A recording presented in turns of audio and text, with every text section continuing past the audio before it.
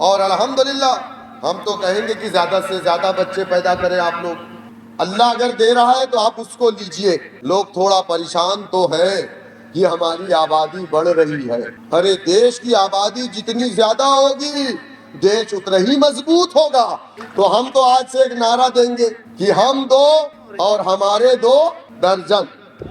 जो लोग शादी नहीं करते वही लोग ज्ञान दे रहे हैं, कह रहे हिंदू भाइयों 4-4 बच्चे पैदा करो। हम तो कह रहे हिंदू भाइयों 4 नहीं 14 बच्चे पैदा करो ताकि हमारा देश और मजबूत हो। जो लोग शादी नहीं कर रहे हैं वही ज्ञान दे रहे हैं। अरे जो लोग खुद बच्चे पैदा नहीं कर रहे पहले वो बच्चे पैदा करें, वो शादियां करें।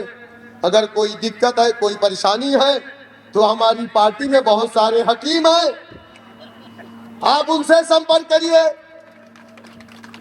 बढ़िया वाली चटनी बनाइए खाइए, इंशाल्लाह फायदा होगा। अब तो अल्हम्दुलिल्लाह पहले से बहुत चेंज आया, वरना अब्बा समाजवादी में रहता था और बेटा ओवैसी साहब की तकरीर अपने अब्बा को सुनाता था। अब तो अल्हम्दुलिल्लाह बदलाव आया। जो बच्चे 10 साल के थे आज 22 साल के हमारे वोटर हैं, जो 20 साल के थे आज 32 साल के हैं, बच्चे के बाप हैं। और अल्हम्दुलिल्लाह हम तो कहेंगे कि ज्यादा से ज्यादा बच्चे पैदा करें आप लोग। अल्लाह अगर दे रहा है तो आप उसको लीजिए, इनकार मत करिए अल्लाह की जात से। जिनको नहीं होता कोई चौखट नहीं बचती जहां जाकर के अपना माथा ना टेके कि अल्लाह मुझे भी साहिब औलाद कर दे। और मैं ये भी सुनिए, जब तक दे रहा है जब तक लेते रहिए।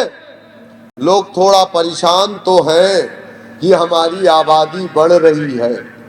अरे देश की आबादी जितनी ज्यादा होगी देश उतना ही मजबूत होगा।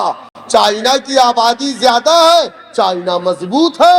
हमारी आबादी जितना बढ़ेगी इंशाअल्लाह हमारा देश उतना ही मजबूत होगा। तो हम तो आज से एक नारा देंगे कि हम 2 और हमारे 2 दर्जन। हमारे तो अल्हम्दुलिल्लाह 8 बच्चे हैं। कितने? 8 बच्चे हैं अल्हम्दुलिल्लाह। और हमारे बड़े वाले भैया का भी जल्दी इंतकाल हुआ है। आप लोग दुआ करिए अल्लाह सुब्हानहू तआला उन्हें जन्नतुल फिरदौस में आला मकाम अता फरमाए। हमारे बड़े भैया के अल्हम्दुलिल्लाह 16 बच्चे। तो ये घबराहट क्यों है हमारी तादाद पे, क्यों है? जो लोग शादी नहीं करते वही लोग ज्ञान दे रहे हैं, कह रहे हिंदू भाइयों 4-4 बच्चे पैदा करो। हम तो कह रहे हिंदू भाइयों 4 नहीं 14 बच्चे पैदा करो ताकि हमारा देश और मजबूत हो। बहुत बढ़िया। हाँ, लेकिन ये आज 60% नौजवान हमारे देश, हमारा सबसे जवान देश हमारा है। 60% आबादी हमारी नौजवानों की है इस देश में अल्हम्दुलिल्लाह। तो ये लोग घबरा क्यों रहे भाई? जो लोग शादी नहीं कर रहे हैं वही ज्ञान दे रहे हैं। अरे जो लोग खुद बच्चे पैदा नहीं कर रहे पहले वो बच्चे पैदा करें, वो शादियां करें। अगर कोई दिक्कत है कोई परेशानी है तो हमारी पार्टी में बहुत सारे हकीम हैं, आप उनसे संपर्क करिए। बढ़िया वाली चटनी बनाइए खाइए, इंशाल्लाह फायदा होगा। तो मेरे दोस्तों, मेरे बुजुर्गों, बहन कह, मैं आपसे कहना ये चाह रहा था कि मान्यवर काशीराम ने जब अपना डंडा, अपना झंडा, अपना नेता बनाया तो काशीराम पर भी इल्जाम लगा, लेकिन नौजवान खड़ा हुआ, उसने कहा नहीं, काशी हमारे नेता हैं, नीला परचम हमारा परचम है, और मुत्तहिद हुआ। लोगों ने मजाक उड़ाया था जब काशीराम ने कहा सत्ता की चाबी को अपने हाथ में लो, तो काशीराम का लोगों ने मजाक उड़ाया कि ये गोबर से दाना चुन करके खाने वाला समाज सत्ता की चाबी को अपने हाथ में लेने की बात कर रहा है। लेकिन दुनिया ने देखा 11% मुत्तहिद हुआ। उत्तर प्रदेश हिंदुस्तान की सबसे बड़ी रियासत की मुखिया अपने कौम की एक बेटी को बनाया कि नहीं बनाया?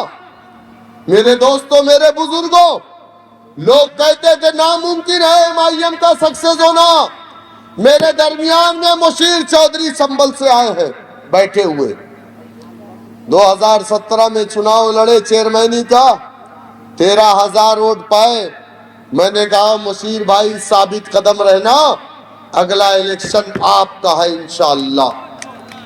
2022 और 23 में मुशीर भाई को मैंने टिकट दिया, सीट महिला हुई, हमारी भाभी चुनाव लड़ी और समाजवादी पार्टी से नवाब इकबाल महमूद 7 बार का एमएलए, पूर्व कैबिनेट मंत्री की बीवी चुनाव लड़ी और एक तरफ हारे हुए चेयरमैन की बीवी एमआईएम से चुनाव लड़ी। आपको मालूम क्या हुआ? 44,000 वोट संभल के मुसलमानों ने मुशीर चौधरी को दिया और हम 22,000 वोट से चुनाव जीते। और नवाब इकबाल महमूद साहब, एक तो नवाब साहब, दूसरे महमूद साहब और तीसरे एक्स मंत्री साहब, चौथे 7 बार के एमएलए साहब की बीवी की जमानत जब्त हो गई। कितने वोट पाए? 6,000।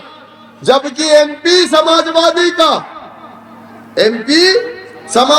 का संभल का, एमएलए समाजवादी का, जावेद खान राज्यसभा एमपी संभल के, 2 सांसद और 1 एमएलए मिल करके मजलिस इत्तेहादुल मुस्लिमीन के एक जाले को नहीं रोक पाए। अगर कोई ये समझता है कि मजलिस रुक जाएगी, तुम्हारे पैसे काम नहीं आएंगे। और मैं तो आप लोगों से कहूंगा, पैसे लो, ले जाके खर्चा करो और वोट डालो जाके पतंग को, जैसा बंबई में हुआ। बंबई में यही हुआ। आसिम आजमी साहब ने खूब पैसा दिया, बच्चों ने खूब मजा उड़ाई, बोले चलो अच्छा है। कहाँ आसिम भाई का पैसा? लिया, पॉकेट में रखा, खूब नारा लगाया, झंडा कंधों पे रख करके साथ में घूमा। आखिरी दिन जा करके बोले बिस्मिल्लाहिर्रहमानिर्रहीम, ले पतंग पतंग पतंग पतंग पतंग पतंग। एक गरीब बच्चा जिसकी पॉकेट में 3,500 रुपया था, हाँ बेटा ताली बजाओ, तुम ही मुस्तकबिल हो मजलिस के इंशाअल्लाह। 3,500 रुपया अपनी पॉकेट में रख करके अतीक गया था नॉमिनेशन करने, और आसिम भाई एड़ी चोटी का जोर लगाए, कई करोड़ रुपया खर्चा करने के बाद सिर्फ 10,000 वोटों से चुनाव जीते। और जब निकाय चुनाव आया तो गोवंडी की उस विधानसभा के उनके सारे पार्षद चुनाव हार गए और मजलिस के सारे पार्षद चुनाव जीत गए। तो मेरा कहने का मतलब ये था कि अगर आप चाहते हैं कि आपके साथ इंसाफ हो, आपको अल्लाह ने इस दुनिया में इंसाफ कायम करने के लिए भेजा। क्यों भेजा? इंसाफ कायम करने के लिए। हाकिम बना करके भेजा, महकूम नहीं। और कहा जाओ तुम्हें इंसाफ कायम करना, और इंसाफ कायम करने वाला दूसरों के दरवाजों पर जाके इंसाफ की भीख मांग रहा। अरे हम हाकिम बना के भेजे गए, हमसे अच्छा अदल कोई नहीं कर सकता। हम कलमा ला इलाहा इल्लल्लाह मुहम्मदुर रसूलुल्लाह को पढ़ने वाले हैं। मेरे नबी ने इंसाफ किया था, मेरे नबी ने तलवार की नोक पर इंसाफ किया था। जिसने बेईमानी की उसकी गर्दन के पास तलवार पहुंची, जिसने लोगों का हक लूटा उसकी गर्दन तक तलवार पहुंची, लोगों ने जिसने यतीमों का माल खाया उसके गर्दन तक तलवार पहुंची। और जो गरीब अपनी गठरी को नहीं उठा पाया, मेरे आका ने उसकी गठरी को अपने कंधों पर रखकर उसे घर तक भी पहुंचाया। तो इंसाफ कब कायम करोगे? आज तलवार चलाने की जरूरत नहीं है, आज चाकू चलाने की जरूरत नहीं है। अरे जब गर्दनें कटवानी पड़ती थी, शहादत देनी पड़ती थी, तब आप हाकिम थे। आज तो सिर्फ उंगली दबाना है। क्या करना है? उंगली दबाना है। ना जंग के लिए मशक करना है, ना आपको असलहा इकट्ठा करना है, ना लाठी डंडे की आपको जरूरत है। आपको सिर्फ जरूरत इत्तेहाद, इत्तेहाद और इत्तेहाद की जरूरत है। आप मुत्तहिद हो जाएंगे और जाइए बिस्मिल्लाह करके मजलिस को ओढ़ दीजिए। जब मजलिस का जिला पंचायत सदस्य बनेगा तब वो उसके यहाँ पंचायत होगी तो इंसाफ करेगा, प्रधान बनेगा पंचायत होगी इंसाफ करेगा, बीडीसी बनेगा तब ना उसके यहाँ पंचायत होगी, तब वो इंसाफ करेगा। जब विधायक बनेगा, हाफिज वारिस इंशाअल्लाह जब विधायक बनेंगे कुंदरकी में, तब ना मसाइल हाफिज वारिस के सामने आएंगे, तब इंसाफ होगा। तो अगर इंसाफ कायम करना और इंसाफ पाना, मसाजिद मदारिस अपने बच्चों की हिफाजत, अपनी शरीयत की हिफाजत के लिए सिर्फ और सिर्फ एक रास्ता है, वो रास्ता सियासत सियासत सियासत का है, दूसरा कोई रास्ता नहीं है। आप तैयार है ना? इंशाअल्लाह हर समाज ने अपना डंडा झंडा बनाया, आपका लीडर हर समाज के लीडर से काबिल लीडर अल्हम्दुलिल्लाह करेंगे ना। हमारे इस पैगाम इत्तेहाद के कारवां जो लड़ाई हमारी है, वो लड़ाई मैंने कहा ना शुरू में, किसी धर्म, किसी मजहब, किसी मसलक, किसी अकायद से नहीं है, ना ही इंडिविजुअल। हमारी लड़ाई नासिर कुरैशी से है, ना ही कमाल अख्तर से है, हमारी लड़ाई इनसे भी नहीं है, हमारी लड़ाई उनसे है जिन लोगों ने हमारे माल को बेवा के, हमारे वोट को बेवा के माल की तरह लूटा है, और लूटने के बाद अपने एयर कंडीशन कमरों में है और हमें रहने को मकान भी नहीं है। ये इंसाफ की लड़ाई में आप हमारा साथ देंगे कि नहीं देंगे? देंगे ना? नारे तकबीर, नारे तकबीर, जय संविधान, जय भारत।